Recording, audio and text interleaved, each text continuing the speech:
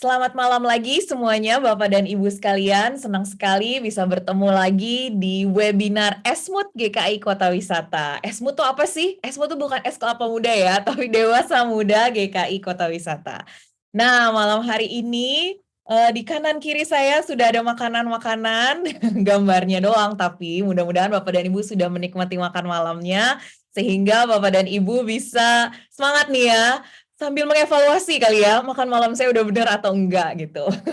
Hari ini kita angkat topik yang kayaknya nggak cuman ibu-ibu doang ya, bapak-bapak juga dong ya harus peduli dengan kesehatan. Nah, temanya hari ini adalah diet. Nah, dietnya pastinya semuanya pengen tahu diet sehat gitu. Malam hari ini Esmut GKI Kota Wisata udah mengundang narasumber yang spesial banget. Ahlinya juga karena beliau adalah seorang spesialis gizi. Jadi ini mungkin ada yang agak-agak bingung ya, apa sih Esmut? Esmut nih apa sih gitu. Nah, sekarang aku mau mengajak kita semua untuk kenalan sama Dewasa Muda atau Esmut. Nah, jadi siapa sih Esmut ini? Kenalan bentar ya Bapak dan Ibu. Jadi Dewasa Muda ini adalah komisi atau mungkin belum menjadi komisi ya, kita adalah tempat ngumpul teman-teman yang punya kriteria khusus nih, karena mungkin kalau digabung di pemuda udah nggak pas, tapi juga pas masuk ke apa namanya, di Kombas kok kayaknya masih paling kecil, masih paling muda, atau bahkan belum menikah gitu ya. Nah, jadi kami hadir buat teman-teman dewasa muda. Nah, dewasa muda ini adalah Dewasa muda ini adalah siapa saja? Dia adalah teman-teman kami atau kita semua yang mungkin sudah menikah, usianya range-nya antara 25 sampai 40 tahun. Jadi kalau masih ada di range itu, nah ini bisa nih join ke Esmut GKI Kota Wisata. Kita banyak kegiatan-kegiatan yang menarik ya. Tapi sebelum kegiatan, teman-teman yang belum menikah pun, tapi usianya sudah di atas 30 tahun ke atas, juga sudah masuk ya ke dalam kategori dewasa muda atau Esmut di GKI Kota Wisata. Nah, jadi kami encourage teman-teman untuk join karena kegiatan kita macam-macam dan menarik loh. Jadi jangan dilewatkan nih kesempatan dari join ke Esmut GKI Kota Wisata. Kegiatannya ada apa aja sih? Seperti hari ini kita adakan webinar dan juga kita akan adakan persekutuan. Nah, juga ada kegiatan-kegiatan menarik seperti rekreasi. Beberapa waktu yang lalu kita udah berhasil mengadakan rekreasi bersama ya di Little Ubud Cilengsi. Ada wisata bareng, kita bawa keluarga, ada yang bawa pacar, bawa gebetan. Mungkin next time mau bawa mertua, calon mertua, boleh juga ya. Dan kita juga punya program yang seru banget yaitu olahraga rutin. Saya juga mau ngajak dulu teman-teman untuk bermain games. Nah, jadi aku mau ngajak Bapak dan Ibu main mitos atau fakta. Nah, jadi kita akan main games dulu ya. Kita mau ice breaking dulu dikit. Kita pengen tahu nih, sebenarnya menurut Bapak dan Ibu ini mitos atau fakta ya? Kita mulai ya. Ini mitos atau fakta ya? Siap-siap ya, tenang aja, nggak usah tegang ya. Kita coba jawab yang pertama. Nah, kita lihat ini mitos atau fakta. Nah, ini yang pertama, makan nasi bikin gendut. Mitos atau fakta? Coba pilih Bapak Ibu ya. Oke, satu orang bilang mitos. 4, 6. Berapa orang yang bilang fakta? Ada yang bilang fakta, satu orang. Oke, makan nasi, nasi goreng, nasi putih, nasi kebuli, nasi apa lagi ya? Eh, nasi Hainam. Aduh, jadi lapar nih malam-malam. Nasi yang ada di sushi, nasi yang ada di onigiri, dan teman-temannya nasi lainnya. Oke. Nah, nanti nih Dokter Imelda boleh ya dikulik-kulik nih, karena ada 13 orang yang bilang makan nasi bikin gendut itu mitos. Lalu ada 4 orang yang bilang, enggak, itu nggak boleh makan nasi, nanti kalau makan nasi banyak-banyak bisa gendut. Oke, yang bilang mitos bertambah ya, 14 orang. Oke, sip. Thank you untuk apa namanya jawaban yang di pertanyaan yang ini. Tapi aku nggak bisa kasih jawaban. Nanti ya, kita tunggu dokter spesialis gizinya yang kasih jawaban. Yang berikutnya nih, ini yang terakhir kok. Tenang aja. 78 orang bilang ini mitos dan 22%, 78 orang, 78% bilang mitos, 22% bilang fakta. Oke, berikutnya. Diet itu sama dengan nggak makan. Nah, coba Bapak dan Ibu, ini mitos atau fakta? Diet itu sama dengan nggak makan, nggak makan itu adalah diet. Oke, 18 orang bilang mitos, tapi nggak ada yang bilang fakta. Berarti semuanya pada setuju bahwa diet itu pasti ada makannya juga gitu ya, bukannya nggak makan. Oke, 19 orang setuju. Nah, kali ini pada sepakat nih ya bahwa diet itu pasti boleh makan juga ya. Tapi makannya apa? Terus juga apa namanya? Apa aja yang bisa dikonsumsi supaya kita bisa sehat. Nah, sekarang kita akan sama-sama kenalan nih Bapak dan Ibu, Dr. Imelda Goretti, spesialis gizi klinik. Nah, beliau adalah seorang dokter spesialis yang bertugas di Eka Hospital Cibubur. Dan yang menarik tadi ya, selama kita menunggu kita mulai, ada YouTube Club Gizi, juga ada Instagram ya kalau nggak salah. Nah, beliau juga ikutan nih di situ sebagai content creator-nya juga. Kayaknya juga salah satu foundernya deh. Nanti boleh ditanya-tanya tentang Club Gizi.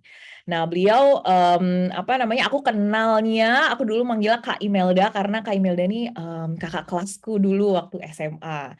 Kalau Kak Imelda jadi dokter spesialis gizi, kalau aku belum tentu nih gizinya benar. Jadi hari ini kita langsung aja panggil Kak Imelda, Dokter Imelda Goretti untuk bisa bergabung di kita untuk bisa ngobrol-ngobrol dan sharing tentang diet sehat. Oke, selamat malam. Udah mulai belum ya? Saya nggak dengar. Boleh, silakan waktu dan tempat kita persilakan. Selamat malam, Bapak Ibu semuanya.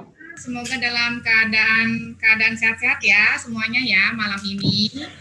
Jadi tadi sudah diperkenalkan oleh Tasya. Memang Tasya adalah adik kelas saya dulunya di Pekanbaru ya. Jadi kali ini diminta untuk sedikit sharing mengenai gizi ya, diet sehat. Nah, yang mungkin sekarang ini kan lagi cukup ngetren diet sehat itu seperti apa, kemudian lagi banyak juga yang mau melakukan diet sehat. Nah, mungkin sedikit saya sharing. Oke, mungkin saya coba share dulu sedikit. Kita mulai ya, Bapak Ibu semuanya. Semoga ya masih segar matanya jam segini. Oke, kita mulai diet sehat.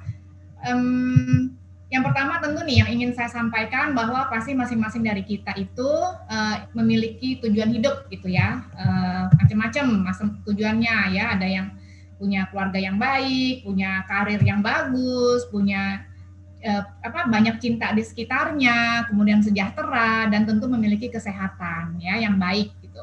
Nah, tentu sebenarnya dari itu semua sebenarnya kita bisa punya cinta yang bagus, punya family yang bahagia, punya sejahtera, punya karir yang bagus. Tentu sebenarnya kalau menurut saya sendiri itu didasari oleh kita punya kesehatan ya, baik jasmani maupun rohani maupun mental yang sehat. Nah, kali ini kita akan lebih banyak, saya mungkin lebih banyak berbicara ke arah kesehatan pada kesehatan jasmani kita gitu ya. Nah, namun sayangnya akhir-akhir ini ya seiring dengan perubahan gaya hidup kita, hidup modernisasi yang semakin keadaan yang semakin maju, kehidupan yang semakin modern gitu ya. Jadi pola makan yang berubah, kemudian gaya aktivitas fisik yang berubah. Nah, akhirnya pada terjadi tuh perubahan gitu, jumlah obesitas yang semakin lama semakin meningkat. Hingga akhirnya ini semua, adanya perubahan transisi ini akan menyebabkan terjadinya berbagai macam dampak kesehatan. Nah, salah satu yang mungkin kadang orang membuat jadi dia realize itu kita kenal nanti dengan metabolic syndrome, sindrom metabolik, yang dimana kasusnya itu semakin lama semakin banyak ya. Nah, ini biasanya metabolic syndrome ini sudah terdeteksi di sekitar 30-40% populasi, mulai mengenai pada usia yang lebih muda. Dan tentunya ini merupakan efek kesehatan jangka panjang dan memberikan beban ekonomi. Karena apa ya? Karena harus ini bukan penyakit infeksi yang dalam 1-2 minggu sembuh, tapi adalah disebut dengan penyakit kronik atau penyakit non degeneratif gitu ya. Jadi dia akan terus berlanjut. Nah, sampai akhirnya itu akan membuat kita ya bolak-balik mungkin konsumsi obat, harus ke dokter, ada komplikasi. Jadi ya ini nggak akan berujung. Nah, padahal tadinya kita punya goal, kita punya ingin sejahtera, ingin bahagia, tapi apabila sudah terganggu kesehatannya, tentunya goal yang kita harapkan itu tidak bisa tercapai. sekarang saya ingin menjelaskan tuh, tadi saya sebut-sebut sindrom metabolik. Nah, sindrom metabolik ini apa? Jadi sebenarnya sindrom metabolik ini sebenarnya mungkin udah lekat nih sama Bapak Ibu semuanya, atau mungkin ada orang tuanya yang sudah mengalami. Jadi sebenarnya adalah kumpulan gejala. Kumpulan gejala apa namanya sindrom? Jadi adanya obesitas, lingkar obesitas sentral atau visceral obesity, di mana pinggangnya itu atau perutnya membuncit, tapi badannya kecil, tangannya kecil, kakinya kecil, cuma perutnya aja nih yang buncit. Nah, itu sudah kita sebut dengan visceral obesity. Kemudian adanya gula darah mulai meningkat. Jadi bahkan mungkin belum dibilang diabetes, tapi mulai nih menunjukkan gangguan pengontrolan gula darah. Mulai ada darah tinggi saat pemeriksaan, trigliseridanya tinggi, dan kolesterol HDL. Kolesterol HDL-nya adalah kolesterol baik yang rendah. Nah, ini ada cut off-nya, nanti mungkin Bapak Ibu bisa lihat sendiri ya. Kalau lingkar pinggang itu di sekitar 90 cm pada laki-laki, perempuan itu sekitar 80 cm.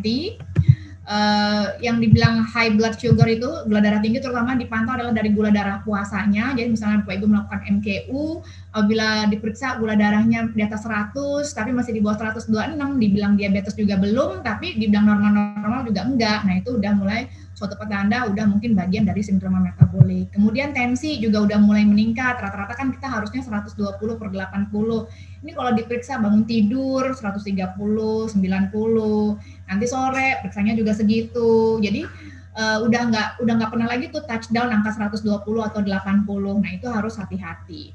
Trigliseridanya diperiksa di lab mulai naik, mulai di atas 150. Sedangkan kolesterol HDL-nya di bawah 40 pada laki-laki atau di bawah 50 pada perempuan. Nah, ini kita akan disebut sebagai diagnosis sindrom metabolik apabila ditemukan 3 dari 5 gejala ini gitu ya. Nah, sebenarnya akar masalahnya terutama apa? Tentunya adanya kelebihan energi dan terjadinya kegemukan atau obesitas. Jadi sebenarnya semakin meningkatnya angka sindrom metabolik ini akibat meningkatnya angka obesitas atau kegemukan. Nah, nanti saya akan juga lebih detail bahas mengenai hal ini.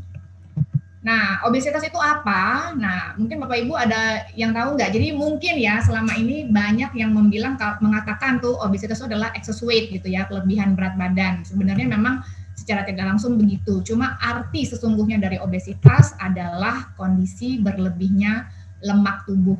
Jadi orang-orang yang memang beratnya besar tapi bukan karena beratnya besar tapi bukan karena kandungan lemak, biasanya kita tidak sebut dengan obesitas gitu ya.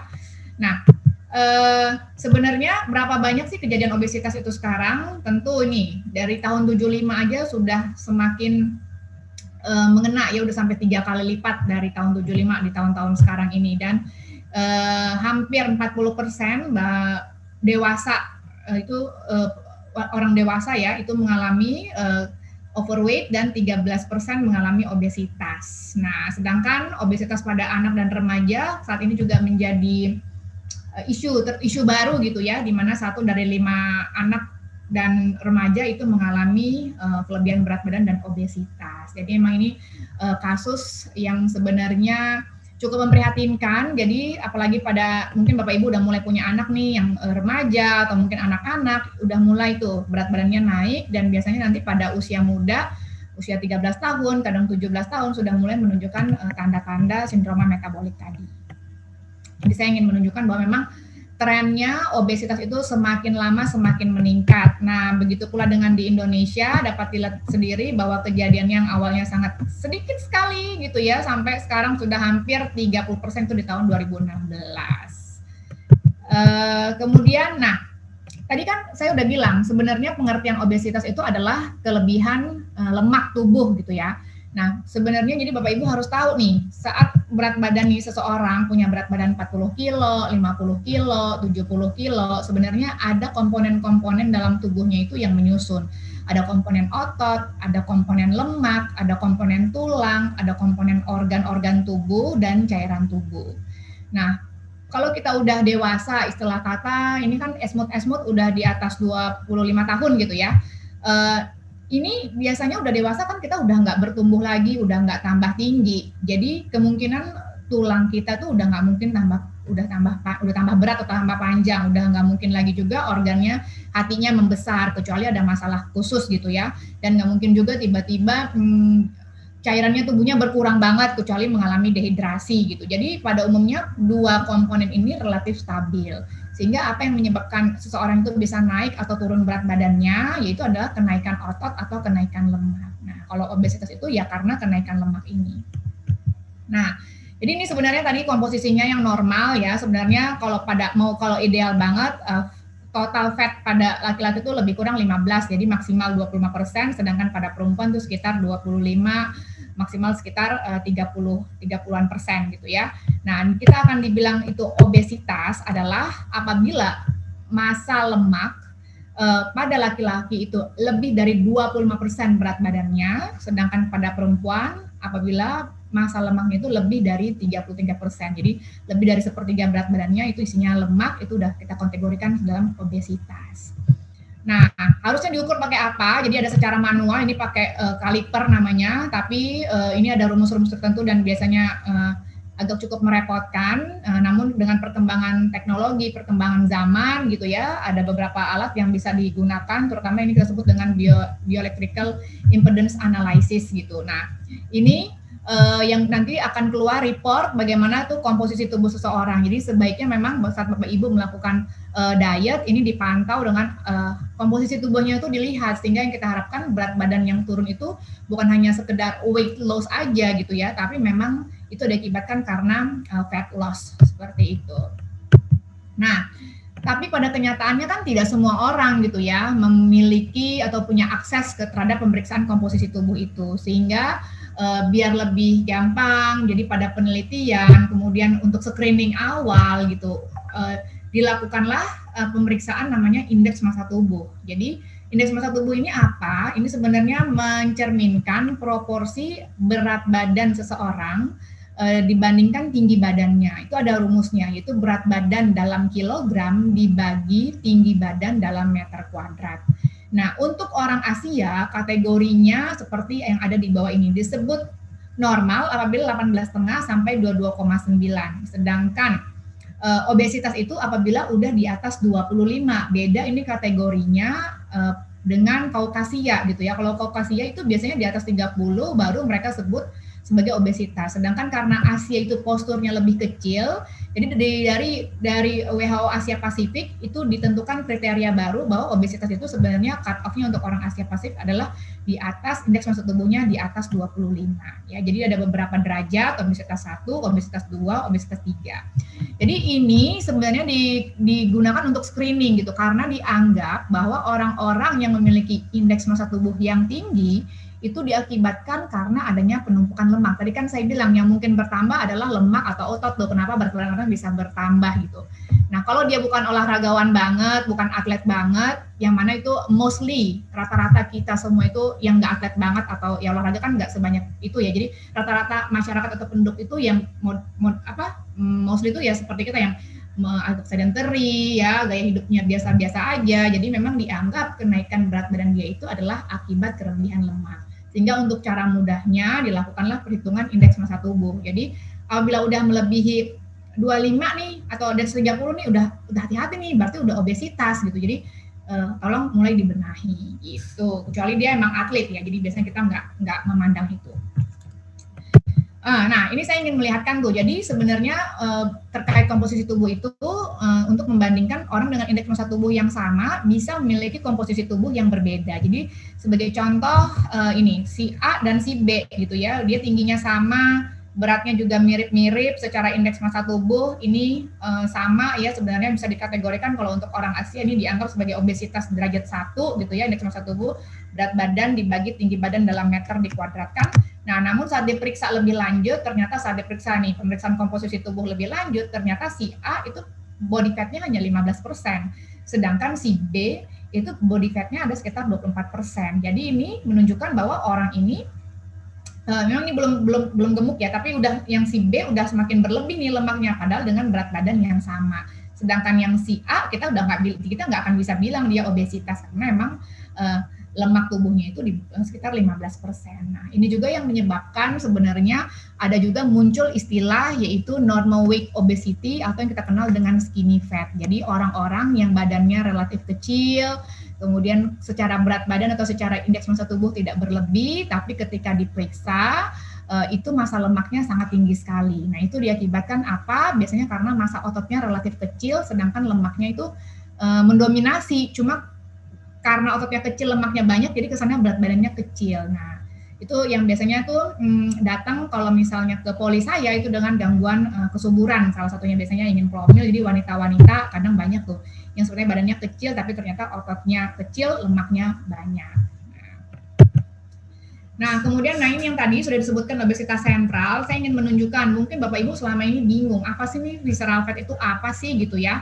Jadi visceral fat itu adalah lemak yang nempel nih di organ-organ dalam, di bagian di dalam rongga perut, di dalam rongga perut. Jadi ini kan perut kita, ada lemak, ada rongganya, nih dalam rongga ini dia tuh nempel di organ-organ tubuh, yang nempel di hati, yang bisa nempel di usus, nanti lebih di dalam rongga dada, bisa juga dalam dekat paru-paru, dia nempel di jantung, itu kita sebut dengan lemak visceral, atau mungkin Bapak Ibu kenal lagi dengan lemak organ, yaitu lebih banyak memang menumpuk di daerah perut. Atau pernah dengar istilah juga fatty liver atau perlemakan hati, itu adalah bagian dari visceral fat. Nah, berbeda dengan lemak yang di bawah kulit ini yang kita sebut dengan lemak subkutan. Dua-duanya ini akan sebagai sumbangsi menyebabkan lingkar perut seseorang gitu ya. Hanya saja lemak visceral ini adalah lemak yang paling jahat yang akan meningkatkan resiko seseorang. Semakin besar visceral fatnya, semakin besar pula resiko dia untuk terkena tadi sindroma metabolik tadi. Dan perlu diingat, kalau kita mau turunin berat badan, target kita adalah membuang si visceral fat ini ya. Selain memang si lemak bawah kulit ini bisa kita harapkan berkurang, tapi memang fokus, jadi target operandinya ini visceral fatnya harus banyak berkurang gitu.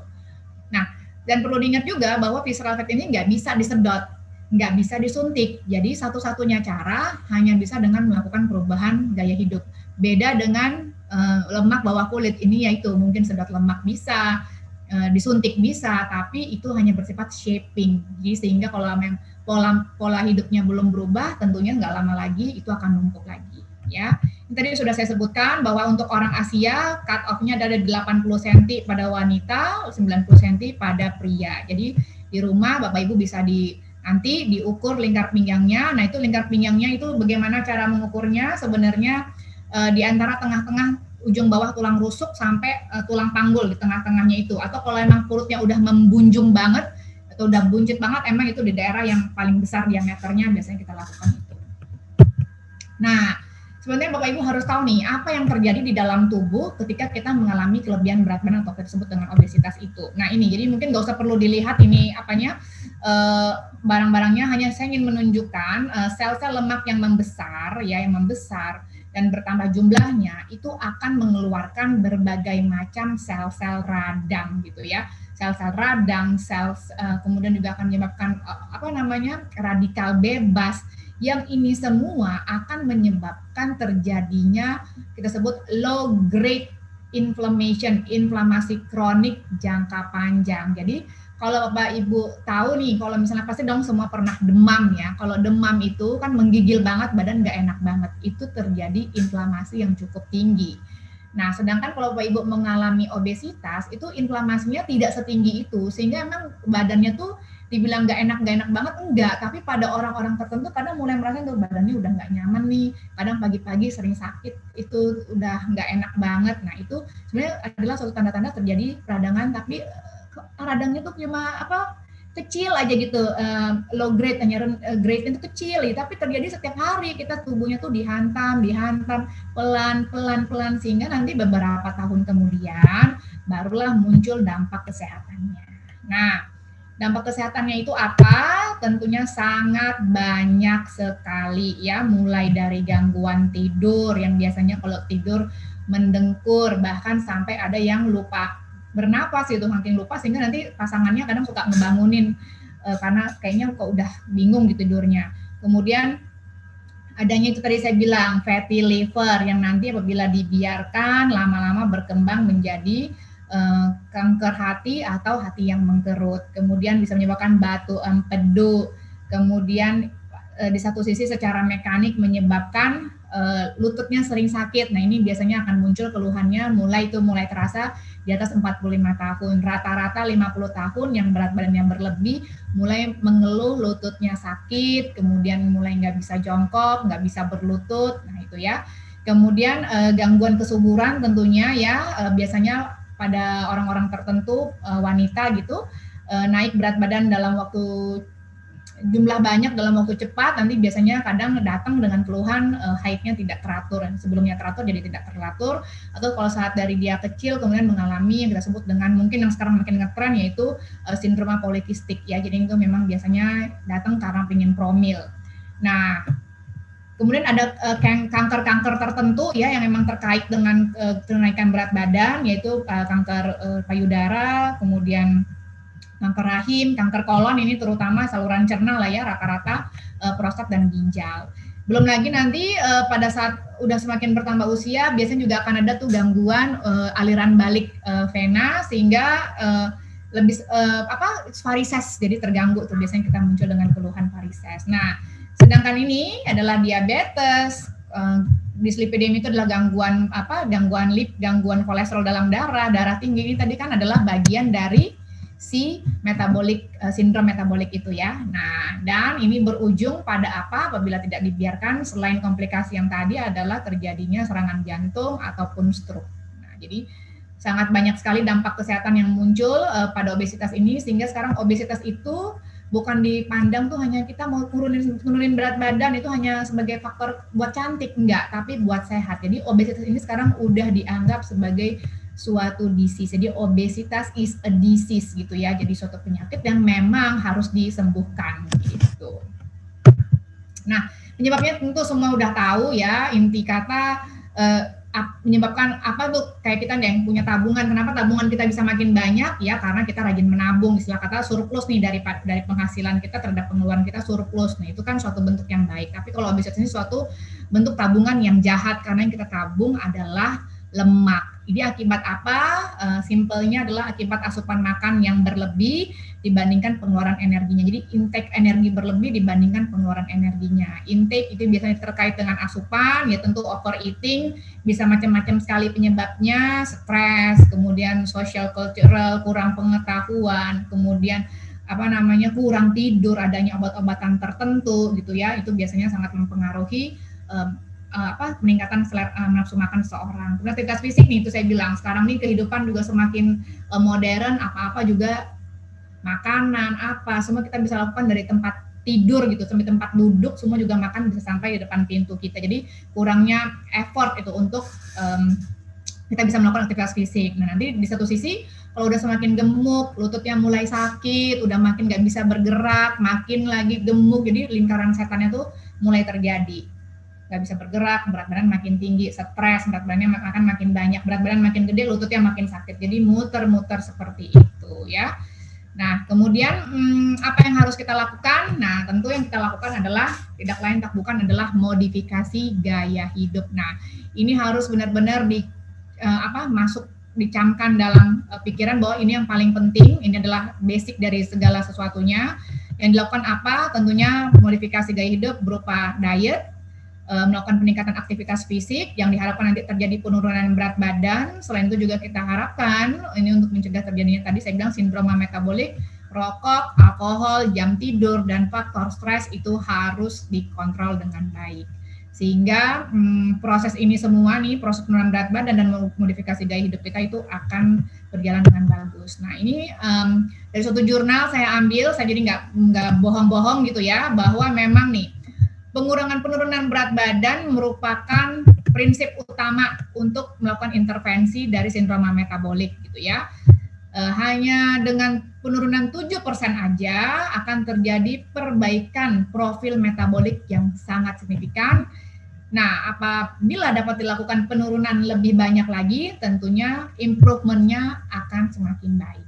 Nah, jadi udah tahu, jadi Bapak Ibu yang memang mungkin sudah mulai masalah, coba diperhatikan apakah memang berlebihan berat badan, Kalau berlebih berat badan, tolong diturunkan. Kalau tidak berlebih berat badannya, tolong diperbaiki pola makannya dan aktivitas fisiknya. Nah, terus bagaimana nih dietnya ya? Ini inti dari yang harusnya saya omongkan. Banyak sekali nih diet yang beredar di masyarakat, macam-macam sekali. Ada yang nggak makan garam, ada yang nggak makan karbo, ya. Ada yang hanya makan buah banget, ada yang hanya makan buah, ada yang jam makannya jam tertentu gitu ya, sehingga membuat banyak di antara kita bingung. Mana sih yang harus kita lakukan, mana sih yang harus saya ikuti ya. Jadi banyak pasien yang coba A, coba B, gagal, coba B, sehingga menyebabkan berat badan naik turun. Nah, yang perlu Bapak Ibu ingat bahwa diet itu adalah pengertiannya ya, bukan nggak makan tadi itu ya, bukan membatasi semua makanan, bukan nggak makan suatu jenis tertentu. Hanya artinya adalah arti diet itu pengaturan pola makan ya. Jadi harusnya diet ini dapat menjadi itu benar-benar mendedek di mindset kita, harus kita lakukan jangka panjang gitu. Jadi bukan hanya sekedar gue mau kurus nih, nggak apalah gue diet nih mati-matian, nggak makan ABC, yang penting berat badan gue turun 10 kilo sebulan gitu ya. Biasanya nanti 2 bulan, 3 bulan, nggak kuat, bosen, habis itu mulai lagi balik, bahkan lebih parah dari pola kehidupan yang sebelumnya, dan akhirnya berat badannya naik lebih banyak lagi. Nah, jadi perlu diingat, biar kita tuh bisa jangka panjang, dietnya itu harus menyenangkan, rasa masakannya itu harus enak. Kita tuh harus seperti sefisiologis mungkin, senormal mungkin gitu loh, yang seperti kita harus lakukan, sehingga tuh kita bisa konsisten dan komitmen. Dan ini kita nggak hanya memandang untuk 2 bulan, nggak hanya untuk 3 bulan, tapi untuk seumur hidup gitu ya. Dan yang paling penting, diet yang kita lakukan harus memberikan efek kesehatan yang baik buat diri kita gitu. Nah, jadi hati-hati ya dengan fat diet, diet-diet yang memang hanya sekedar muncul berdasarkan testimoni gitu ya, itu harus hati-hati banget. Biasanya tuh nggak bisa berlangsung lama. Jadi Bapak Ibu pun harus cerdas tuh dalam memilih diet apa nih yang cocok buat saya gitu. Kalau diet yang salah, tentu efeknya apa? Tadi saya bilang nggak lama lagi berat turun, kemudian naik. Itu kita kenal dengan sindrom yoyo, yang mana ketika mengalami sindrom yoyo ini malah biasanya komponen lemak tubuhnya akan semakin banyak, akan semakin sulit menurunkan berat badan, dan gangguan metaboliknya akan semakin bermakna gitu ya. Dan tentunya nih, misalnya nih saya nggak makan karbo atau nggak makan nasi, jadi dapat menyebabkan terjadinya kekurangan zat gizi tertentu. Pada nasi itu kan golongan grains gitu ya, biasanya itu banyak mengandung vitamin B. Nah, jadi hati-hati jangan sampai itu kekurangan vitamin B, kekurangan zinc, kekurangan vitamin D gitu, yang akan memberikan efek kesehatan baru, atau malah menyebabkan kelebihan gizi tertentu. Jadi misalnya hanya makan lemak-lemakan saja, hanya makan protein-protein saja, yang berlemak pun nggak apa-apa, sehingga akhirnya menyebabkan apa? Kolesterol LDL-nya bukan makin turun, tapi makin naik, dan akhirnya kami punya pasien di rumah sakit malah menyebabkan terjadinya stroke pada pasien tersebut. Ya, tentunya kalau itu semua terjadi, tidak bisa dipungkiri kinerja menurun dan akhirnya kualitas hidup juga menurun. Nah, jadi ini diet yang sehat itu seperti apa? Tentunya yang pertama harus diperhatikan adalah jadwal makan teratur. Jadi tidak ada skipping meal, harus makan sebisa mungkin pagi, siang, malam. Jamnya sebisa mungkin teratur, sehingga tidak ada lagi tuh yang namanya nanti kelaparan banget saat kelaparan, jadi makannya berlebihan, atau nggak makan tapi ngemil yang banyak, itu menyebabkan asupan kalori jadi berlebihan. Kemudian biasanya kita berharap mengurangi asupan bertahap, tidak usah terlalu ekstrim sehingga tidak mengalami kelaparan yang sangat bermakna, terlalu stres. Jadi tetap enjoy aja dietnya, yang penting turun bertahap tapi mempunyai hasil yang bagus gitu ya. Biasanya kita mulai dengan mengurangi asupan karbohidrat, memang kita kurangi 1/4 gitu ya, bertahap. Kemudian untuk cemilan-cemilan, makanya saya bilang lebih baik makan pagi, siang, malam daripada nggak makan terus ngemil gitu. Dan hindari cemilan-cemilan tinggi kalori, terutama kita ganti dengan buah atau agar. Asupan serat itu merupakan yang sangat penting ya. Dalam proses diet, waktu itu saya terakhir ada diet artis yang memang katanya tidak mengkonsumsi sayur gitu. Nah, itu sangat keliru. bahwa serat ini merupakan komponen yang sangat penting saat seseorang ingin melakukan diet karena dia kalorinya rata-rata cukup kecil dan memberikan rasa kenyang yang lebih lama gitu. Kemudian protein itu wajib dikonsumsi karena tadi saya bilang tujuan kita membuang lemak bukan membuang otot. Sehingga kita harapkan tetap ini terjaga asupannya, pilihlah protein-protein yang rendah lemak gitu ya. Jadi nggak bisa tuh diet yang hanya makan buah aja. Kemudian, nah tentu gorengan dan santan karena ini bersifat lemak, jadi biasanya kalorinya akan sangat tinggi, jadi tolong pastikan dibatasi, bukan dilarang, tolong batasi frekuensi asupannya. Dan yang paling penting, selama diet yang harus dilakukan adalah komposisi seimbang. Kita harus makan karbohidrat, protein, dan lemak. Nah, ini yang biasanya yang biasa dilakukan adalah low calorie diet. Biasanya kita hanya mengurangkan sekitar 500 sampai 1000 kilokalori per hari dengan tadi komposisi seimbang. Dan perlu diingat bahwa penurunan berat badan yang diharapkan hanya sekitar 0,5 sampai 1 kilogram per minggu alias 2 sampai 4 kilo dalam sebulan. Selama ini semua turun, mostly biasanya memang target kita sekitar 70% itu lemak. Kalau rate-nya turun slow seperti ini, biasanya tercapai tuh lemaknya yang lebih banyak turun daripada otot. Tapi kalau emang dalam 1 bulan turun 10 kilo, rata-rata itu kebanyakan ototnya yang terbuang ya. Yang penting targetnya hanya 10% berat badan awal dalam 6 bulan. Jadi nggak usah terburu-buru, nggak usah pingin cepet, nggak usah membandingkan dengan orang lain. Yang penting kita terus punya progres sedikit-sedikit tapi pasti. Nah ini tadi saya bilang harus ada komponennya, Bapak Ibu pasti sudah tahu. Karbo, ada karbo simplex, kompleks, memang selama diet akan lebih dianjurkan makan yang kompleks ini yang seratnya lebih tinggi sehingga memberikan rasa kenyang lebih lama. Tadi sudah itu bukan tidak boleh makan nasi itu bukan jahat, tetap boleh selama porsinya bisa kita kontrol ya. Untuk serat tadi sudah kebutuhannya berapa banyak, setidaknya 25 sampai 30 gram yang dapat Bapak Ibu peroleh dari mengkonsumsi sayur dan buah, kira-kira tuh masing-masing 3 porsi, alias kata gampangnya tiap makan ada sayur, setiap snacking ada buah, udah itu jadi biasanya akan tercapailah kebutuhan serat harian.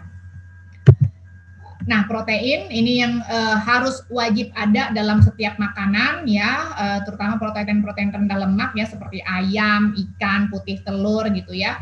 Tahu tempe dan kacang-kacangan boleh menambahkan tapi tidak boleh dikonsumsi berlebihan karena memang biasanya protein-protein nabati kalorinya lebih tinggi daripada protein hewani.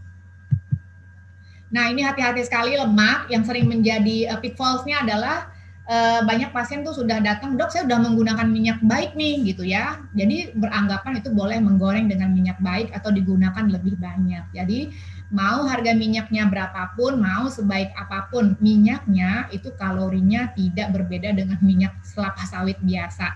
Jadi tetap harus dibatasi jumlahnya dan ya ini biasanya tak berwujud gitu ya. Kalau protein kan berwujud bentuk telur, bentuk ikan gitu. Kalau ini kan nggak berwujud, jadi kita kadang tidak sadar dengan asupannya itu sebenarnya udah berlebih. Jadi kesannya makan sedikit tapi karena mengandung lemak yang banyak itu mengandung akhirnya menyebabkan asupan kalori yang berlebih ya. Dan tolong pilih memang lemak yang baik untuk membantu juga menurunkan kolesterol, membantu menurunkan kolesterol. Tapi bukan berarti boleh dikonsumsi lebih banyak ya, itu perlu digarisbawahi. Tentunya mikronutrien itu penting, biasanya nggak perlu Bapak Ibu pusingkan nih udah cukup atau belum, yang penting selama Bapak Ibu makan komposisi seimbang dan bervariasi, biasanya kebutuhan mikronutrien ini sudah tercukupi. Namanya mikro hanya dibutuhkan sedikit, jadi begitu kita makan bervariasi dan dalam jumlah yang cukup lah ya, tentunya ini semua akan tercukupi. Selama kita sehat-sehat aja, tidak dalam kondisi sakit, biasanya kita tidak butuh suplementasi mikronutrien. Jadi ini kira-kira ya gambarnya biar Bapak Ibu nggak bingung. Intinya tuh setiap makan tuh ada karbonya, mau nasi, mau roti, mau mie gitu, boleh-boleh aja. Ada proteinnya, ada sayur gitu ya. Setiap makan ada seratnya dan nantinya buat selingan bisa kita campurkan dengan buah. Memang harusnya proporsi sayur dan buah-buahan itu setengah dari piring kita untuk gampangnya. Dan tolong untuk diet gunakan piring yang lebih kecil sehingga secara psikologis, secara mata kita makanan kita udah penuh nih, piring kita udah penuh, jadi kita bisa mengurangi porsi. Tapi kalau kita makannya piringnya pakai piring besar, kelihatannya makanan yang kita makan itu sedikit, jadi itu sangat mempengaruhi. Nah, untuk garam bagaimana? Ini juga hati-hati ya terkait dengan yaitu hipertensi terkadang karena konsumsi garam berlebihan. Target kita setidaknya kita target di sekitar 2000 sampai 2300 mg itu natrium. Jadi kalau garam sekitar 5 sampai 6 gram. Lebih kurang 1 sendok makan. Selama Bapak Ibu masak sendiri makanannya, nggak usah terlalu khawatir untuk terlalu ngurang-ngurangin garam sampai tawar banget gitu, sampai nggak makan garam, nggak usah terlalu khawatir karena sebenarnya 75% garam, asupan garam kita itu berasal dari restoran food, fast food ataupun processed food. Jadi selama Bapak Ibu bahan makanan seger kemudian yang dimasak sendiri, biasanya rata-rata asupan garam tidak akan berlebihan. Dan itu yang memang dianjurkan ketika Bapak Ibu ingin menjalankan diet. Jadi memang utamakan untuk makan masakan sendiri, ya. Olahraga tidak saya singgung banyak, tapi ini merupakan suatu hal yang penting dilakukan selama Bapak Ibu ingin melakukan diet, ingin menurunkan berat badan gitu ya. Intinya tujuannya apa? Sebagai bagian dari pengeluaran energi dan kemudian juga meningkatkan hormon endorfin yang memberikan pikiran positif dan mengontrol rasa lapar. Targetnya 150 menit per minggu, jadi untuk awal-awal kalau belum mampu bisa dilakukan mulai start sekitar 90 menit per minggu. Jadi intensitas ringan sedang saja, sepeda, jalan, senam gitu ya. Yang penting tetap mulai melakukan pengeluaran energi.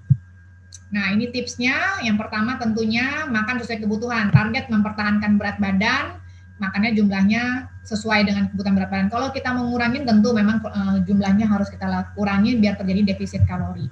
Kurangi jajan di luar, utamakan masak sebisa mungkin, menu-menu simple saja, tidak perlu yang ribet-ribet. Makan minuman kemasan tentunya harus dibatasi dan emang apabila harus dikonsumsi tolong perhatikan label makanannya ya. Jadi informasi nilai gizinya tolong diperhatikan karena kadang ya produsen itu untuk sedikit mengelabui dia selalu bikin takaran persajinya itu kalorinya kecil, tapi ternyata satu bungkus itu bisa buat 10 kali saji. Jadi kita makan karena itu kecil, kita sekali makan. Jadi nanti udah 10 kalinya sebenarnya kalorinya. Jadi tolong itu diperhatikan masing-masingnya. Kemudian timbang berat badan juga selama diet nggak usah tiap hari, nggak usah sehari 5 kali gitu atau 3 kali kayak minum obat. Ya cukup sebulan sekali atau paling cepat-cepatnya dilakukan seminggu sekali pada waktu dan kondisi yang sama gitu ya, terutama di pagi hari. Konsumsi cairan yang cukup merupakan suatu kewajiban ya, setidaknya untuk rata-rata orang dewasa sekitar 2 liter per hari, tergantung juga dengan aktivitas fisik dan kondisi cuaca. Apabila semakin sering apabila keringat semakin banyak, tentunya kebutuhan cairan juga akan semakin bertambah. Rokok dan alkohol berlebih juga harus dihindari. Dan kontrol stres dan pola tidur ini semua mempengaruhi proses diet dan juga perkembangan komponen-komponen sindroma metabolik tadi. Nah, ini hanya ingin melihatkan bahwa banyak sekali manfaat yang akan diperoleh ketika Bapak Ibu yang mengalami kelebihan berat badan dapat menurunkan berat badannya hanya sekitar 5-10% ya. Jadi tensinya membaik, kolesterol membaik, kontrol gula membaik, kemudian masalah lutut yang sakit jadi bagus gitu ya. Dan yang paling penting ini secara kualitas hidup pasti akan merasa lebih segar, lebih bersemangat, lebih sehat gitu ya. Jadi kualitas hidupnya itu benar-benar akan dirasakan membaik. Nah, ini dari penelitian terakhir bahwa memang orang-orang yang recovery ini, jadi maksudnya dia tuh dengan menurunkan berat badan, dengan dia melakukan perbaikan pola hidup dan aktivitas fisik, dia si sindrom metabolik ini dapat membaik gitu dengan sendirinya. Jadi dianggap sebagai bahwa pola hidup kita itu menjadi obat. Jadi dia nanti bisa tensinya menjadi lebih bagus, kemudian kontrol gulanya lebih bagus, kolesterolnya membaik. Nah, itu semua kita anggap dia jadi recovery dari metabolic syndrome-nya. Dan tentunya ini akan menyebabkan efek baik apa? Resiko dia terkena penyakit kardiovaskular ya, stroke dan jantung itu akan semakin menurun. Nah, ini yang kita harapkan di penelitian terakhir. Jadi sudah dikatakan bahwa memang sangat baik apabila kita dapat menurunkan status dari sindrom. Jadi terjadi perubahan dari yang tadinya sindrom metabolik menjadi tidak lagi. Jadi berkurang lagi gejala-gejala sindrom metaboliknya. Nah, ini yang mungkin terakhir dari saya bahwa ada moto gitu ya, you are what you eat gitu ya. Jadi sebenarnya kita ini semua sakit yang terjadi pada kita di usia misalnya di usia 40, di usia 50 sebenarnya dari apa yang kita makan. Jadi tolong lakukan pilihan yang sehat gitu untuk hidup kita, untuk investasi kesehatan kita, sehingga tujuan hidup kita itu yang tadinya kita ingin capai itu dapat tercapai dengan baik gitu ya, dan kita tetap hidup bahagia. Jangan nanti berpikir saya kan udah melakukan pola makan bagus ini, maksudnya 1 bulan terakhir dok atau 3 bulan terakhir, kenapa kok saya masih kena serangan jantung dulu misalnya gitu, ada yang nanya gitu ya, karena sebenarnya tiga bulan itu belum cukup gitu ya, mungkin harusnya dari dulu ditabung. Jadi dari sekaranglah tolong Bapak Ibu lakukan tabungan untuk melakukan pola hidup sehat dengan memilih makanan-makanan yang sehat, dan jangan lupa untuk melakukan aktivitas fisik. Sekian dari saya, semoga dapat bermanfaat. Jika ada yang ingin tanyakan, mungkin dapat ber-DM di Instagram ya, seperti itu. Terima kasih. Atau tadi mau lihat contoh menu di Club Gizi juga bisa, atau di Instagram saya. Terima kasih. Terima kasih Dokter Imelda untuk sharingnya malam hari ini. Iya bener banget ya dok, jadi ini kayaknya gara-gara pandemi juga ya, kita jadi aktivitasnya makin berkurang, akses ke makanan enak makin gampang. GoFood Jadi ya, banyak diskon. ini saya juga lagi mulai berkelebihan berat badannya. Tapi aku seneng banget karena akses juga banyak sebenarnya ke dokter-dokter gizi. Jadinya kita sebenarnya juga perlu juga jangan cuman pas sakit gitu ya, baru ke dokter gizi, tapi juga bisa konsultasi untuk kehidupan kita saat ini. Mumpung nih para esmut malam hari ini udah ikutan dan belajar, jadinya bisa mulai memperbaiki pola hidupnya. Nah, Dokter Imelda, kita boleh ya menjawab beberapa pertanyaan yang udah mulai muncul nih di kolom chat, karena kita malam hari ini dapat sponsor nih dari Hidroponik Sayur Berkat GKI Kota Wisata. Ada 3 paket Kailan yang masih fresh, besok pagi akan dibagikan buat 3 penanya terbaik. Nah, jadi kita coba jawab ya. Yang bisa dijawab akan kita coba jawab, tapi kalau waktunya kurang nanti boleh DM-an sama dokter ya. Oke, yang pertama kita lihat ini dari sepertinya saya mengenalnya, ini sepertinya suami saya ya, Eva Triatmoko. Jadi Dokter Imelda izin bertanya, yang pertama, apakah ada kebijakan baik dari pemerintah, asosiasi profesi untuk pencegahan obesitas? Kalau ada gimana ya bentuknya? Mungkin ini kayak khawatir nih nanti kalau anaknya akan bisa jadi obesitas juga nanti. Lalu konon katanya ada makanan yang disebut superfood nih, kayak asparagus, terus juga dengar-dengar ada alpukat gitu-gitu. Pendapat dokter gimana tentang hal ini? Boleh 1-2 pertanyaan ini dulu ya, silakan dok. Terima kasih Pak Triatmoko ya. Jadi sebenarnya apakah ada kebijakan dari pemerintah atau sosial profesi? Tentu ada gitu ya. Sudah sering mungkin digalakan bahwa mungkin pemerintah pun semakin realize bahwa Indonesia ini mengalami double burden gitu ya. Jadi bebannya itu double. Jadi bukan hanya masalah obesitas, tapi juga kita mengalami masalah underweight. Jadi Indonesia ini dulu kan mungkin banyak malnutrisi di desa-desa, di mana sekarang pun obesitas ikut semakin naik itu jumlahnya. Jadi udah banyak tuh dari pemerintah sebenarnya diworo-woro dari Departemen Kesehatan, ada Germas, Gerakan Masyarakat Sehat gitu ya. Kemudian dari organisasi profesi juga udah sering melakukan berbagai macam bentuk sebenarnya bentuk edukasi sih pada dasarnya pada masyarakat untuk berharap bahwa obesitas ini dan penyakit sindrom metabolik ini akan semakin berkurang gitu jumlahnya. Jadi yang dalam bentuknya itu terutama bentuk edukasi yang dilakukan ya. Sebenarnya contohnya nih kayak saya pun sekalian diajak kenapa ya mau untuk edukasi pada dasarnya biar semua itu mengerti gitu loh apa artinya apa itu obesitas dan apa masalah kesehatan yang ditimbulkan. Jadi jangan sampai itu berlarut-larut. Kayak seperti ada salah satu pasien saya usia 20 tahun, beratnya 159 kilo. Itu datang sudah dengan hipertensi, darah tinggi, jantungnya sudah membesar karena hipertensi, sudah diabetes. Ya, jadi sebenarnya mungkin itulah peran orang tua. Jadi di satu sisi saya nggak bisa sepenuhnya menyalahkan si anak gitu ya, tapi saya mau marah-marah sama orang tuanya juga udah speechless gitu karena itu waktu dia datang saya sedih banget gitu, kok bisa sih maksudnya usia muda tapi udah seburuk itu metaboliknya.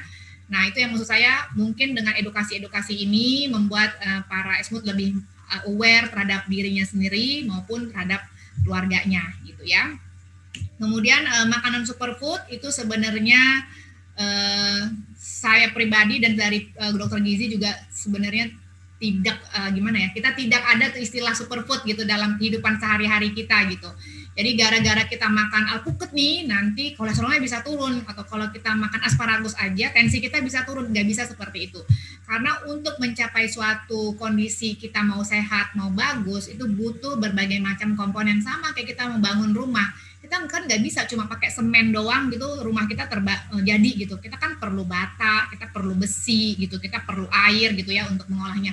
Sama dengan tubuh kita, untuk kita sehat, untuk kita ini kita nggak bisa cuma makan satu jenis makanan. Kita tuh udah ditakdirkan untuk makan ya berbagai macam bahan makanan sumber yang sudah disediakan. Sehingga untuk sehat tentunya semua komponen makan itu harus include dalam tubuh kita gitu, nggak bisa cuma satu jenis. Jadi sebenarnya konsep superfood itu mungkin lebih ke teknik promosi atau teknik dagang oleh produsen-produsen tertentu gitu, tapi secara medis atau secara kesehatan sebenarnya itu tidak ada, karena basically kita harus konsumsi semua jenis makanan untuk mendapatkan efek kesehatannya optimal. Seperti itu.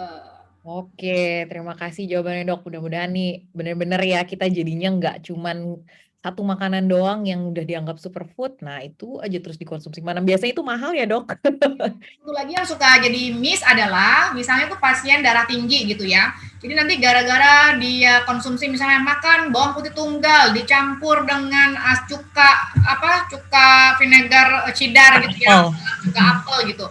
Jadi nanti yang saya khawatirkan sebenarnya saya tidak melarang, mau konsumsi silakan, tapi jangan sampai terapi utamanya terganggu. Kadang beberapa tuh karena udah makan itu, udahlah saya nggak usah minum obatnya gitu. Jadi alhasil nanti 2 tahun kemudian, 3 tahun kemudian saat kontrol fungsi ginjalnya itu menurun karena nggak realize dia kalau darah hipertensinya tuh nggak terkontrol seperti itu. Jadi kita nggak melarang, itu kan sebenarnya sesuatu yang bersifat testimoni ya, mau diikutin silakan, nggak mau diikutin nggak apa-apa, tapi kita nggak pernah suggest gitu.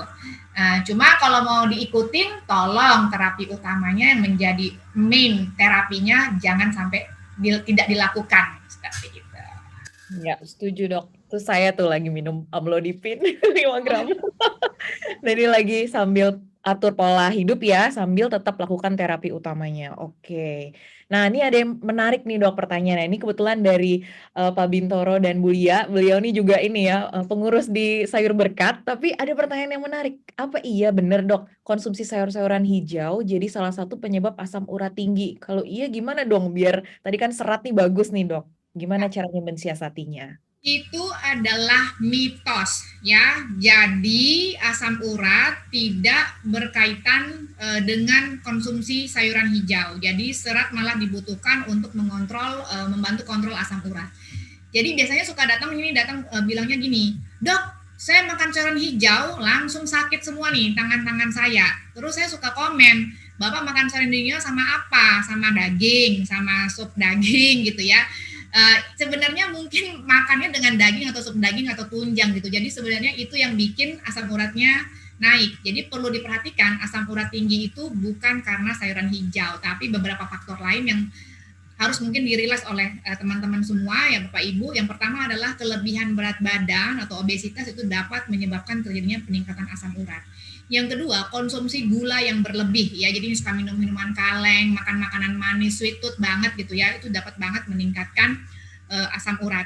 Yang ketiga adalah bahan makanan tinggi asam urat atau purin itu sendiri sebenarnya bukan sayuran hijau, tapi adalah daging merah, kaldu daging, kemudian sarden, makarel, jeroan, alkohol, produk ragi, jadi seperti alkohol, tape, dan teman-temannya. Jadi sebenarnya kalau emang takut asam urat, beresin dulu tuh yang lain-lain. Berat badannya udah ideal belum? Kemudian udah masih sering nggak makan gula-gulaan? Masih sering nggak makan yang tadi saya bilang yang tinggi purin itu? Kalau itu masih sering, tolong itu dibenahi dulu. Jangan nggak makan sayur.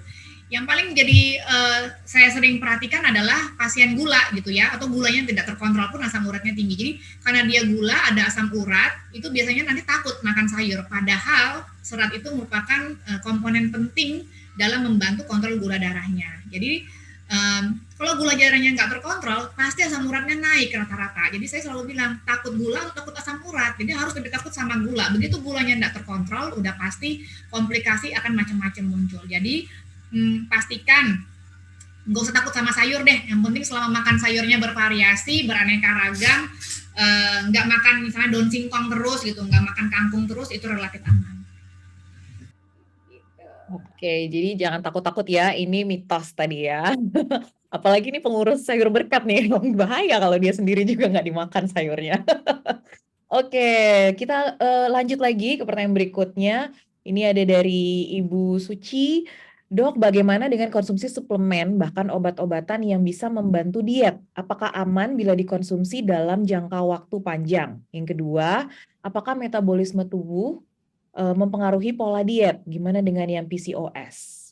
Ya, baik. Terima kasih Bu Suci pertanyaannya. Jadi yang pertama adalah bagaimana konsumsi suplemen obat-obatan yang bisa membantu diet. Jadi obat yang diakui disetujui gitu ya untuk obat terapi diet itu biasanya diresepkan oleh dokter ya dok Bu ya. Jadi nggak bisa sekarang kan ini banyak banget nih di online gitu ya, di marketplace gitu, banyak aja jual obat macam-macam gitu yang kita sebenarnya bahkan nggak tahu isinya apa. Jadi kalau isinya kita nggak tahu, saya nggak bisa bilang itu aman untuk dikonsumsi. Jadi sebaiknya ada beberapa obat tuh malah yang kita nggak tahu, kadang bikin seseorang itu untuk pipis-pipis terus, untuk jadi sering BAB. Jadi nanti kesannya berat badannya itu turun. Padahal sebenarnya yang berkurang bukan lemak, tapi karena air tubuhnya tadi berkurang karena obat itu membuat seseorang jadi sering pipis. Jadi itu harus hati-hati. Jadi kalau ibu beli di sembarang tempat yang nggak jelas dari mana asalnya, itu pasti biasanya saya nggak jamin keamanannya. Tapi kalau ibu dapatkan itu dari dokter gitu ya, dari dokter gizi gitu ya, emang udah kita kan belajar apa yang harus diberikan kepada pasiennya. Nah itu pasti udah pasti terbukti aman karena udah dilakukan, obat yang kita berikan itu sudah dalam proses penelitian dalam jangka panjang untuk orang-orang tertentu. Jadi biasanya dokter pun akan tentukan ibu hanya boleh menggunakan ini segini. Jadi tolong selesaikan, ada tenggat-tenggat yang harus dikejar gitu. Jadi nggak bisa juga selamanya dikonsumsi seperti ibu, karena obat yang terbaik kalau ibu mau diet adalah dengan mengatur pola makan dan aktivitas fisik ibu. Jadi itu yang bisa long life atau sepanjang hidup ibu lakukan seperti itu. Kemudian metabolisme tubuh mempengaruhi pola diet. Jadi iya bisa. Jadi pada orang-orang tertentu yang metabolismenya sudah semakin menurun ya, terutama untuk gender tertentu, intinya kata wanita tentu akan lebih sulit menurunkan berat, akan lebih slow gitu ya, menurunkan berat badan ketimbang laki-laki gitu, dengan misalnya dengan kemauan yang sama gitu ya, karena dipengaruhi oleh ototnya. Jadi kalau orang yang ototnya lebih banyak pada pria, biasanya itu memang metabolismenya akan lebih bagus gitu. Yang kedua tentu dipengaruhi oleh usia. Ya, jadi usia apabila semakin bertambah umur, bertambah usia, itu tentunya akan menyebabkan gangguan metabolisme. Maksudnya metabolismenya menjadi lambat. Jadi ibu mungkin bisa bayangin dulu waktu umur 20 saya makan sebanyak ini nggak apa-apa tuh, nggak gemuk. Mulai 30 makan dengan jumlah yang sama, mulai nih naik berat badannya. Mulai usia 40 makan itu gemuk gitu. Jadi memang metabolisme kita tuh semakin bertambah usia akan semakin menurun. Jadi memang beberapa faktor itu mempengaruhi ya. Kemudian satu lagi adalah pengaruh hormonal tadi ya, terkait jenis kelamin ataupun misalnya ada hormon-hormon tertentu, misalnya kayak hormon tiroid. Misalnya seseorang yang dengan gangguan hormon tiroid atau hormon tiroidnya lebih rendah, biasanya memang agak lebih sulit untuk menurunkan berat badan. Cuma itu nggak banyak kasusnya. Atau pada orang-orang yang menggunakan obat-obatan tertentu. Jadi itu memang biasanya akan lebih agak lebih terganggu gitu ya. Nah, untuk penderita PCOS, jadi sebenarnya orang PCOS bukan berarti tidak bisa menurunkan berat badan, tidak ada gangguan metabolisme berarti sebenarnya. Hanya saja memang PCOS itu kalau ibu termasuk yang obes PCOS, jadi memang yang berat badannya berlebih, tentunya salah satu solusinya untuk membantu adalah dengan menurunkan berat badan. Biasanya dari penelitian turun berat badan sekitar 5-10% dari berat badan awal, sama kayak yang tadi, itu dapat terjadi kehamilan secara alami. Ya, tanpa harus banyak proses blabibu maksudnya dilakukan macam-macam. Jadi makanya biasanya kalau wanita-wanita promil PCOS itu udah pada umumnya dokter obginnya akan kirim dulu ke dokter gizi untuk diberesin dulu tuh berat badannya, setidaknya turun 5-10%, nanti baru biasanya dokter obginnya akan mulai dengan terapi obat-obatan. Jadi bahkan saya punya beberapa pasien yang dokter obginnya bilang nggak usah kembali ke dia sampai berat badannya turun segini gitu ya. Jadi pasiennya mau nggak mau harus beresin dulu berat badannya, baru nanti dia dokternya mau melakukan sesuatu lah terhadap dia gitu. Iya benar banget ya dok. Jadi segitu krusialnya nih peran kita dalam mengatur pola makan. Kalau memang nggak bisa, bisa minta tolong atau bisa langsung ke profesional. Bahkan obat-obatan juga, jangan asal-asal aja comot-comot dan pilih-pilih. Ya, soalnya saya punya pasien dulu. Jadi dia tuh karena pingin banget kurus gitu ya, jadi suka banget beli obat yang nggak tahu dari mana dia beli ya di marketplace gitu. Alhasil hampir sebulan sekali dia itu check in ke UGD Rumah Sakit Eka. Jadi sampai dokter IGD-nya akhirnya tuh kayaknya kesian apa gimana gitu kan, kayaknya udah 2 kali balik gitu, akhirnya dibilang, "Bu, Ibu akhirnya disuruh ke saya gitu." Nah, barulah dia konsultasi. Ternyata dia beli obat nggak jelas yang akhirnya menyebabkan lambungnya itu sakit. Jadi diare dan lambungnya sakit. Hampir tiap bulan dia datang ke IGD karena masalah itu. Nah, udah habis itu kan kita wawancara lakukan, udah deh. Ternyata ibunya sekarang udah ya progres lah, setahun bukan termasuk yang cepat, tapi setidaknya dia nggak banyak keluhan, nggak muncul lagi keluhannya, udah nggak check in ke IGD lagi. Setahun turun 20 kilo ya, lumayan lah saya bilang untuk ukuran ibu-ibu udah 40 tahun lebih gitu. Ya, itu jadi hati-hati tuh, jadi kasihan banget kan kalau sampai harus bolak-balik itu, atau sampai ada yang dirawat ke ICU lagi gara-gara minum jus-jusan itu 3 hari cuma minum jus-jusan gitu, sangat kekurangan energi, lemes, dirawat. Oh, yang detox itu ya dok? Iya itu masuk HCU itu sampai berapa hari. Makanya saya bilang, ibu targetnya kalau turun berat badan mau sehat atau mau kurus, ya itu beda. Iya bener banget. Aduh, thank you dok. Nah, ini ada lagi nih yang menarik dok. Ini juga kayaknya ya karena ada influencer besar nih yang ngomongin soal intermittent fasting. Ini ada pertanyaan dari salah satu peserta kita. Selamat malam dokter, saya sudah 1 tahun lebih menerapkan intermittent fasting, 16 jam puasa, 8 jam makan. Mulai makan jam 12, berhenti jam 20 malam. Artinya saya melewatkan sarapan. Apakah ada efek samping kalau nggak sarapan? Ya, jadi sebenarnya intermittent fasting itu adalah bentuk penjadwalan makan ya. Jadi bentuk penjadwalan makan itu memang jadi jendela makan kita hanya, ya kan ada macam-macam ya intermittent fasting. Yang salah satu yang sangat berkembang itu yang jendela makannya hanya sekitar 8 jam, 16 jamnya puasa. Sebenarnya itu boleh-boleh aja dilakukan. Beberapa penelitian sih sebenarnya kalau mau boleh dilakukan gitu ya. Cuma pada akhirnya gitu saya baca penelitiannya, orang yang melakukan intermittent fasting dengan orang yang melakukan diet defisit kalori seimbang itu penurunan berat badannya at the end itu sama gitu. Jadi perbaikan metaboliknya at the end itu sama gitu. Dan hanya beberapa kadang malah dibilang ada efek sampingnya sedikit,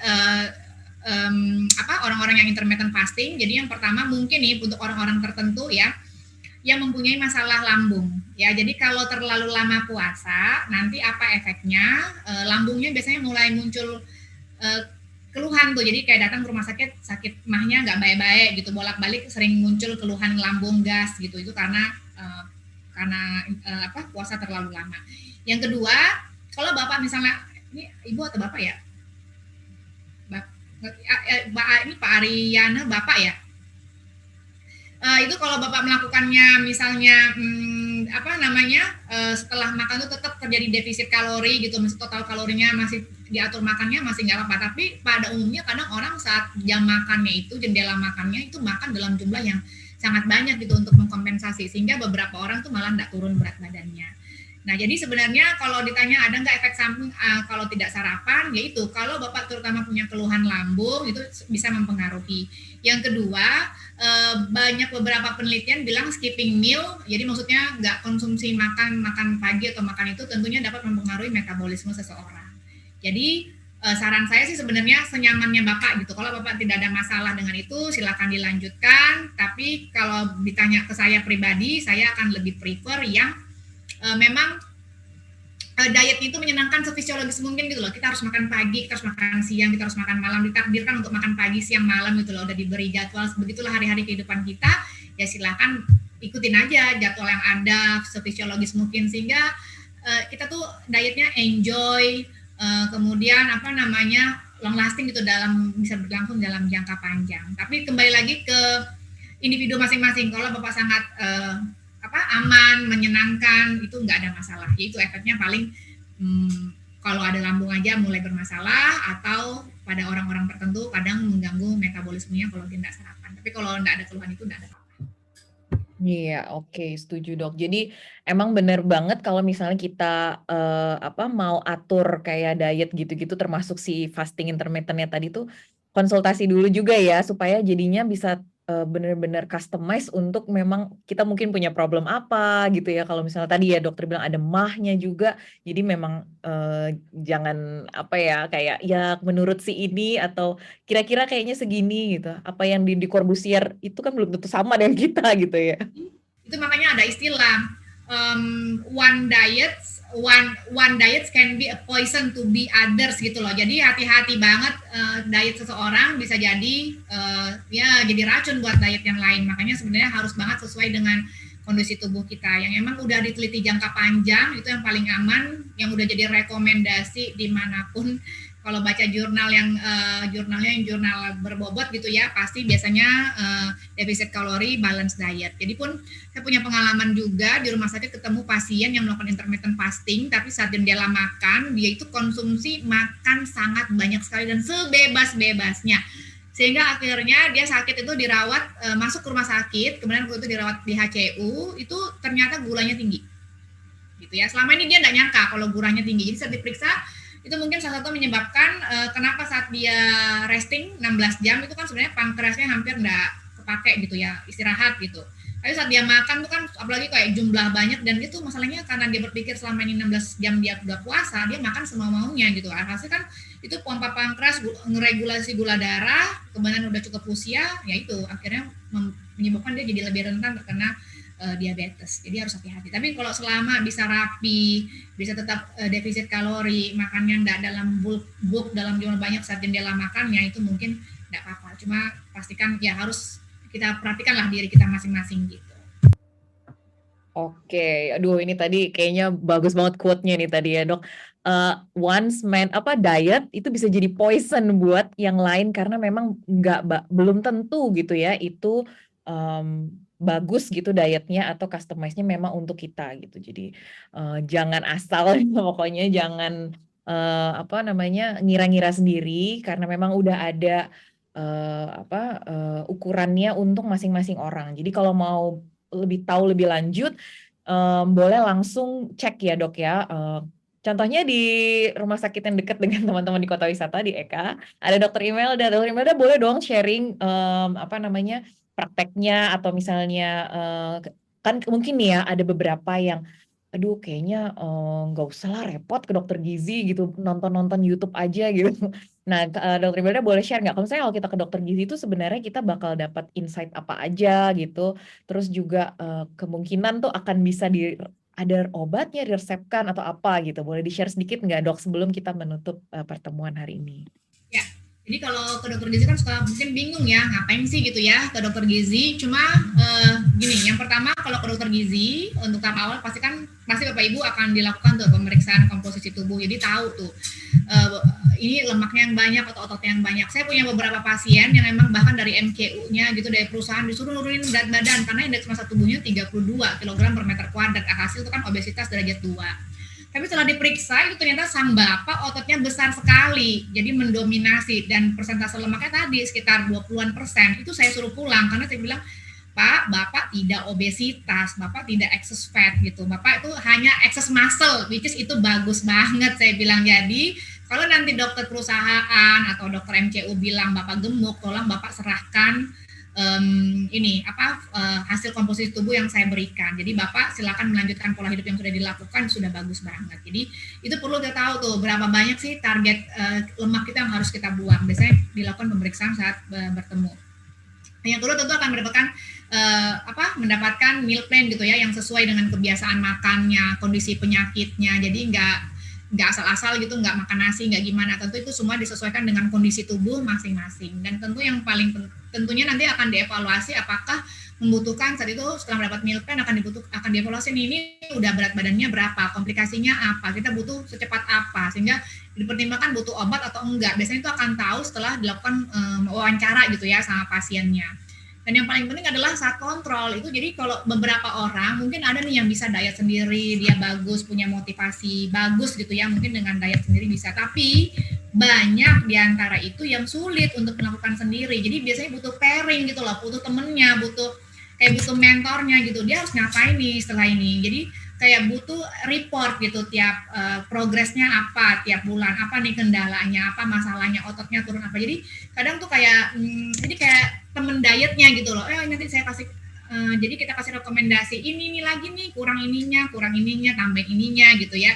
Jadi akan lebih termotivasi, terus kemudian hasil reportnya seperti apa biasanya itu. Dan biasanya pasti remotivasi itu perlu dilakukan, karena untuk diet itu kan tidak segampang membalikan telapak tangan. Kita udah punya pola makan tuh 20 tahun, 30 tahun, lifestyle kata berjalan seperti itu. Terus harus tiba-tiba berubah, blek, itu nggak semudah itu, tidak semudah itu Ferguson gitu ya. Jadi kayak itu butuh waktu banget. Saya sendiri bisa kayak sampai seperti titik ini tuh butuh waktu dan butuh perjuangan untuk saya bisa benar-benar jatuh ke memilih untuk makanan yang seperti ini tuh butuh text time banget. Jadi nah itulah gunanya untuk ketemu, untuk diskusi sama dokter gizi seperti itu. Sampai nanti pada akhirnya udah beres, biasanya saya yang bilang, Pak udah beres, target udah tercapai, jadi tinggal maintenance gitu. Atau enggak saya bilang, Pak mundur ya kontrolnya, nggak usah mundur. Beberapa orang malah jangan dok, jangan dimundurin gitu, maksudnya tetap masih mau intens gitu biar dia pingin hasilnya terjaga. Ada yang sebegitu, yang mau seperti itu rapi gitu. Jadi ya itu kan nanti saat komunikasi itu di saat wawancara kita biasanya bisa evaluasi gitu. Iya, jadi memang juga secara psikologis kayaknya kita butuh nih kayak yang ada yang ngingetin gitu ya. Ya itu karena kadang kita mudar gitu loh, kayak mulai bulan keberapa tuh memudar, jadi harus ada yang kasih kasih motivasi, remotivasi gitu. Jadi diulangi lagi akhirnya oh iya oke gitu. Itu kan wajar banget gitu. Oke, thank you dok. Jadi kebayang dan kegambar kalau misalnya kita tuh sebenarnya oke juga loh untuk bisa konsultasi tanpa harus nunggu sakit ya. Soalnya kayak saya ini hipertensi, udah mulai gejala ada hipertensi, jadi harus jadi dokter internisnya yang ngerujuk untuk ke dokter gizi gitu. Jadi bukannya dia ngasih obat macem-macem, tapi dia minta saya atur pola hidup dulu. Nah, jadi segitu pentingnya memang peranan pengaturan pola makan ya dok, dan selain tadi ada kegiatan olahraga juga. Duh sebenarnya masih banyak banget nih yang bertanya dan kayak seru banget ya topik ini karena kayaknya lekat dengan kehidupan kita sehari-hari, tapi nggak kerasa tadi kan tipsnya salah satunya juga harus tidur yang cukup ya dok. Udah jam 9. Jangan kurang dari 6 jam tidur. Nah, jangan kurang dari 6 jam Bapak Ibu. Jadi untuk Dan menyukseskan 8 itu, jam, jangan lebih juga mengganggu itu dua-duanya. jangan kelamaan ya Bapak Ibu ya. Jadi jangan sampai 8 jam lebih juga gitu ya. Jadi untuk menyukseskan hal itu kita akan sebentar lagi berakhir. Jadi mohon maaf untuk pertanyaan-pertanyaan yang belum terjawab. Aku udah taruh di kolom chat ada Instagramnya Dokter Imelda. Jadi Bapak Ibu boleh nanti DM. Tapi kayak tadi ya kalau mau benar-benar tahu berarti harus dicek. Ya itu nanti boleh tuh cari tahu informasinya Dokter Imelda Goretti di Eka Hospital yang di Kota Wisata Cibubur. Jadi deket ya Bapak dan Ibu bisa langsung coba konsultasi.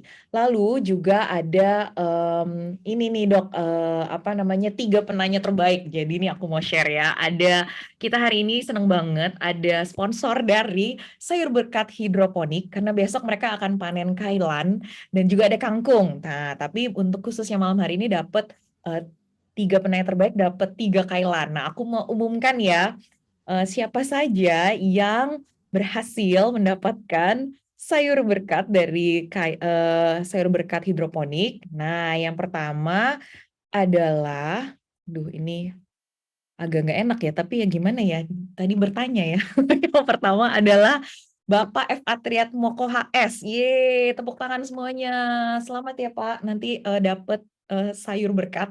Lalu juga ada, mana lagi berikutnya, ada Ibu atau Bapak, aduh mohon maaf ya kalau saya salah, Yane Ari. Yeay, dapat ya, dapat 1 paket sayur berkat dari sayur berkat hidroponik. Dan yang terakhir adalah Ibu Suci Rositawati.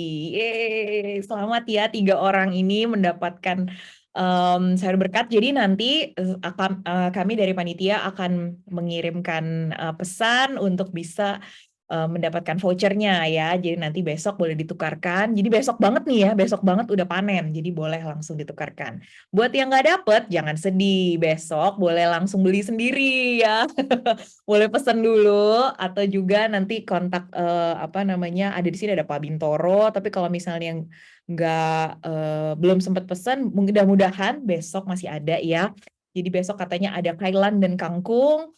Nah, kalau Bapak dan Ibu mau, itu ngambilnya di mana? Itu di pas kita lagi ibadah onsite di TKK Penabur. Jadi boleh diambil nanti di haltenya. Biasanya udah ada tuh nongkrong-nongkrong. Jadi boleh langsung dimanfaatkan dan dikonsumsi ya, masak sendiri nanti di rumah. Kita Komisi Esmut Dewasa Muda akan melakukan kegiatan rutin tiap bulan. Nah, bulan ini kita tadi webinar, bulan depan kita akan ketemu offline nih Bapak Ibu, teman-teman sekalian. Kita mau olahraga tipis-tipis, fun walk di GBK hari Sabtu tanggal 13 Agustus jam 8 sampai jam 10 kurang lebih jam segitu kita langsung ketemuan aja di GBK atau kalau mau kita bisa janjian dulu di meeting point biasanya di Penabur nanti kita bisa bareng-bareng ke sana.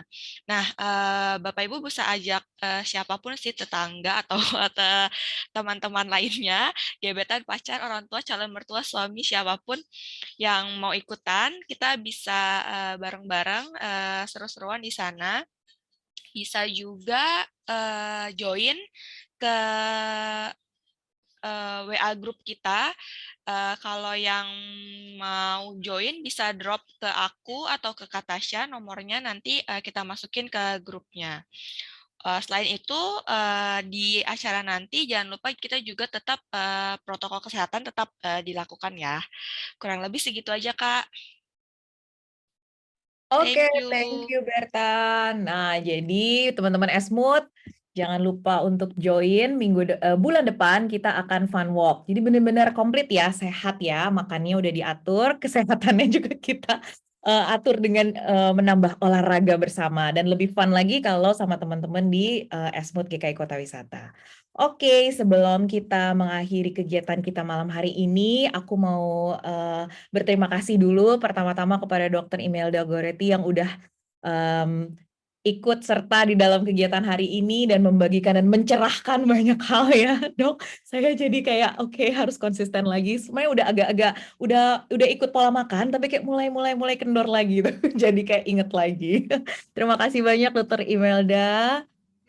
Semoga bermanfaat ya. Iya, sama-sama, Dok.